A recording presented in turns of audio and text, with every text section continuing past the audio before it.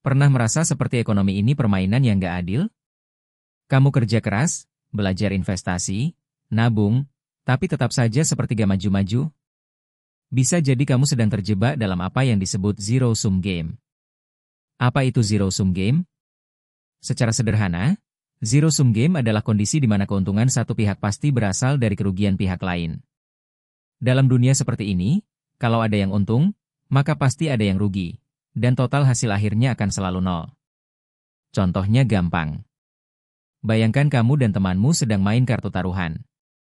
Total uang yang berputar tetap sama.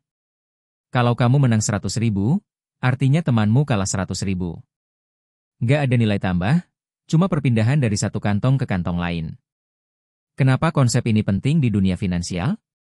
Dalam dunia trading, terutama trading jangka pendek atau derivatives, konsep zero-sum ini sangat relevan.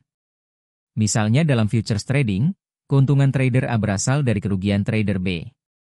Pasar ini benar-benar mirip seperti medan pertempuran. Kalau kamu nggak paham prinsip ini, kamu bisa jadi korban. Tapi di sisi lain, investasi jangka panjang seperti saham blue chip atau crypto project utility cenderung masuk ke kategori positive sum game. Apa itu positive sum game? Positive sum game adalah ketika semua pihak bisa menang. Misalnya dalam dunia saham, kalau perusahaan bertumbuh, nilai saham naik, investor untung, karyawan sejahtera, ekonomi tumbuh. Ini adalah win-win skenario. Kita semua bisa untung tanpa harus saling merugikan. Begitu juga di sektor startup dan Web3. Kalau sebuah proyek berkembang, semua pihak, dari developer, investor, hingga pengguna, bisa mendapatkan manfaat. Lalu ada juga negative sum game. Ini kebalikan dari positif. Di sini, semua pihak bisa rugi. Misalnya dalam situasi hiperinflasi atau krisis besar. Nilai uang jatuh, harga melonjak, daya beli hilang, semua merasa kehilangan.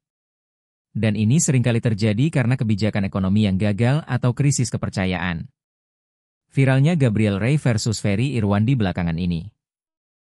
Perdebatan mereka sebenarnya bukan cuma soal siapa benar atau salah. Tapi lebih ke bagaimana mereka melihat ekonomi. Apakah sebagai permainan zero sum atau bukan? Kalau kamu berpikir dunia finansial itu seperti medan perang, maka kamu akan bersikap defensif, serakah, dan penuh kecurigaan.